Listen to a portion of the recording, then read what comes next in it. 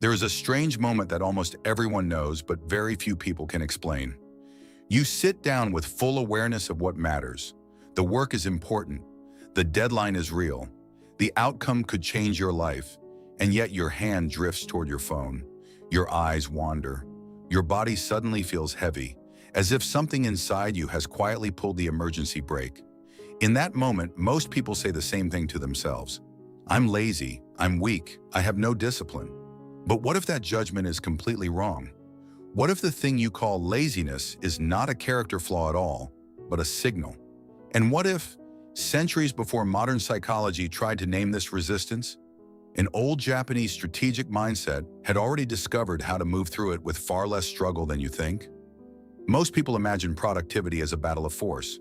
Push harder, shame yourself more, drink more coffee, set bigger goals, become stricter. But if force were the answer, you would already be unstoppable. You know how to force yourself. You have tried. You have promised yourself new routines, new planners, new apps, new schedules, new versions of yourself. And maybe for a few days it works. Then something collapses. The energy fades. The system breaks. The old resistance returns. Not because you are broken, but because you were trying to solve the wrong problem. Think about this carefully. You are rarely lazy when something feels emotionally easy. No one needs to summon heroic discipline to scroll for an hour, binge a series late into the night, or keep refreshing the same app again and again.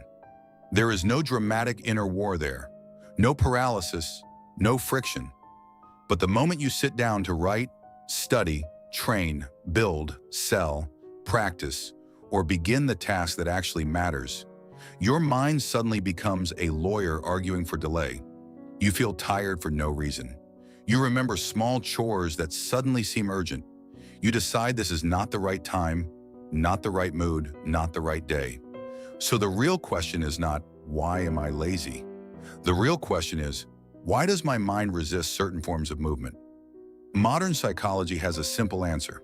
Human beings do not just avoid effort, they avoid discomfort. The brain is constantly scanning for threat, strain, uncertainty, and emotional pain. If a task feels loaded with pressure, possible failure, confusion, boredom, or identity risk, the mind does what it was designed to do. It protects you. Sometimes that protection looks like distraction. Sometimes it looks like fog. Sometimes it looks like sleepiness. Sometimes it looks like procrastination. And because it feels passive from the outside, we call it laziness.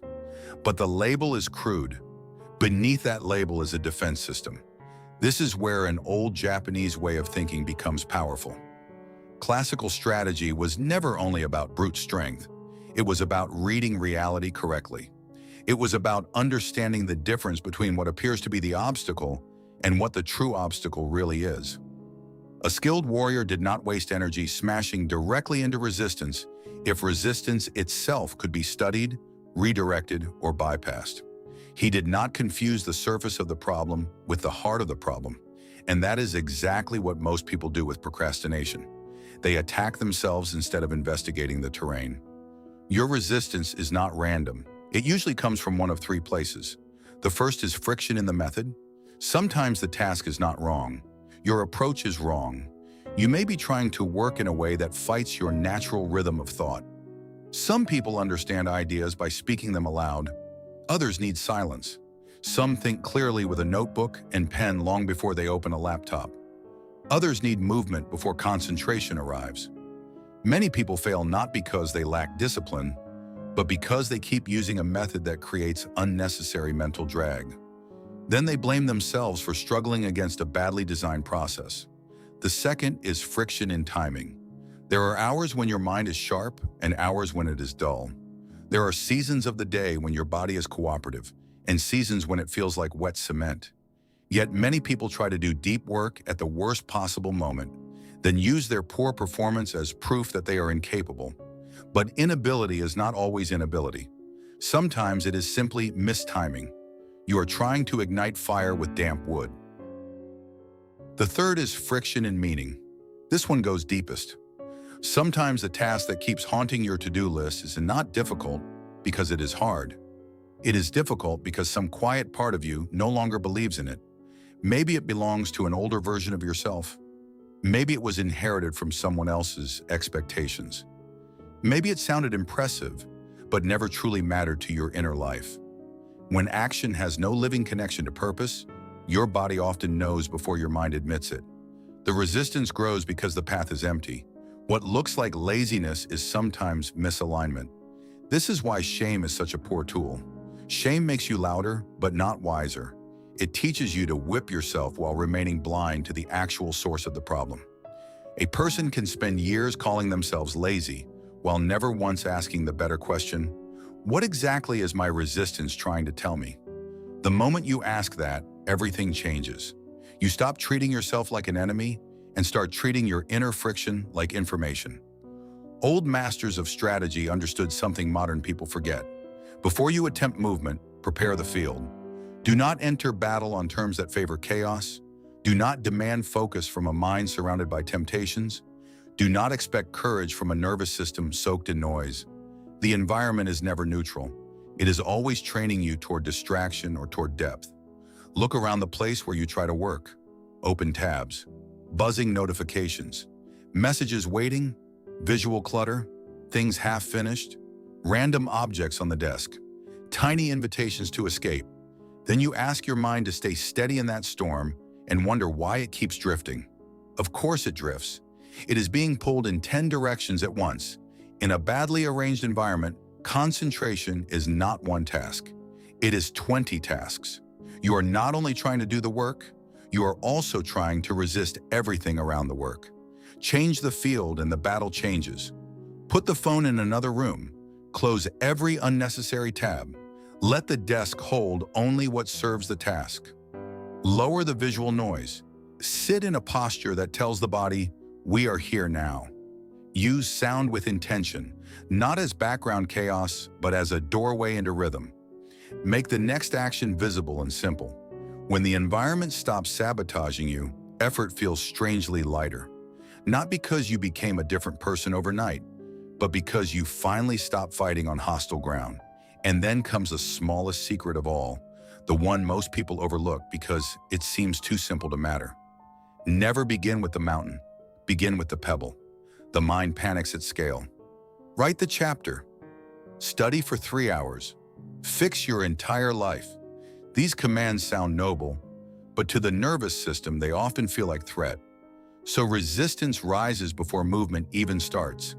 But if the first instruction becomes almost laughably small, something softens. Open the document. Write one crooked sentence, read one page. Put on your shoes. Do 5 push-ups. Spend 2 minutes sorting the file. Action does not always begin with courage. Very often it begins with a step too small to refuse. This is not a trick for children. It is a profound psychological principle. Motion creates more motion. Once the wheel turns, continuing becomes easier than standing still. The doorway matters more than the distance. Most people fail because they keep negotiating with the entire journey before taking the first step. They stand outside the gate, calculating the whole road, and exhaust themselves in imagination. But life is not moved by imagination alone. It is moved by entry. So here is a more intelligent approach. The moment resistance appears, do not obey it automatically, but do not attack it blindly either. Pause. Breathe once. Notice what the resistance feels like in the body. Is it tightness, restlessness, dread? Is your hand already reaching for distraction? Good. That awareness alone interrupts the trance. Then ask one precise question. What kind of friction is this? Is the method wrong? Is the timing wrong? Or is the meaning weak? That question turns vague guilt into usable clarity. If the method is wrong, redesign the approach. If the timing is wrong, move the task to an hour that actually fits your energy. If the meaning is weak, be brave enough to examine whether the task still deserves your life. Next, shape the environment so that progress becomes easier than escape. Do not rely on willpower to win every second. Let the room help you. Let the setup carry some of the burden. Discipline becomes more sustainable when it is built into the structure of your life rather than demanded fresh every morning like a miracle. Then reduce the first action until it becomes undeniable. not impressive, not heroic, undeniable. The goal is not to perform greatness in the first minute. The goal is to enter the current. Once you are moving, protect that movement. Work in focused stretches, not endlessly, not dramatically, but with clean intention. Give the mind a container, rest briefly, then return. Let momentum build in waves. People often think productivity is about constant intensity. It is not. It is about rhythm. And that word matters more than most people realize. Rhythm. A person who depends on motivation lives like weather. A person who builds rhythm lives like tide. The tide does not need to feel inspired. It returns because it has a pattern. The most effective people are not always the most excited. They are the ones who have learned how to create conditions where beginning becomes normal. Over time, something beautiful happens. You stop seeing yourself as someone who must be dragged through life. You stop building your identity around struggle.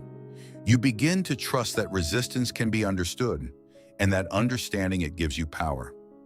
The old heaviness starts to lose its mystery. Tasks that once felt impossible become manageable, not because they became easier, but because you stop turning every act into a moral drama. This is the deeper lesson. Productivity is not mainly about squeezing more force from yourself.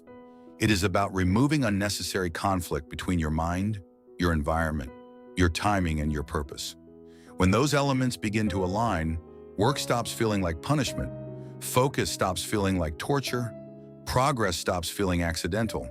You discover a quieter kind of discipline, one that is less theatrical and far more durable. And perhaps the most liberating truth of all is this: you do not need to become a new person to move forward. You do not need a completely different personality. You do not need to wait for the perfect morning, the perfect plan, the perfect burst of energy. You need to read your resistance more wisely. You need to stop mistaking friction for identity. You need to stop calling yourself lazy when what you are really experiencing is confusion, misalignment, overwhelm, or fear. The door does not open through violence alone. Sometimes it opens because you finally noticed where the hinges are. So the next time that familiar heaviness arrives, do not whisper, "Here I go again." Do not turn it into a verdict on your worth. Instead, become still enough to observe it. Ask what it is protecting you from. Adjust the field. Shrink the first step. Enter the work before your excuses gather their full army. Do that again tomorrow. And the day after that. Not with drama, not with self-hatred, with clarity. Because change rarely begins with a life-altering decision. More often, it begins in a quiet room, with a smaller step than your ego wanted, taken by a person who finally understands that the real enemy was never laziness. It was the illusion that force was the only path forward. And once that illusion breaks, movement returns, not as punishment, not as performance, but as something cleaner, calmer, and far more powerful. Now ask yourself this: what is the smallest honest step you can take today before your mind has time to talk you out of your own life?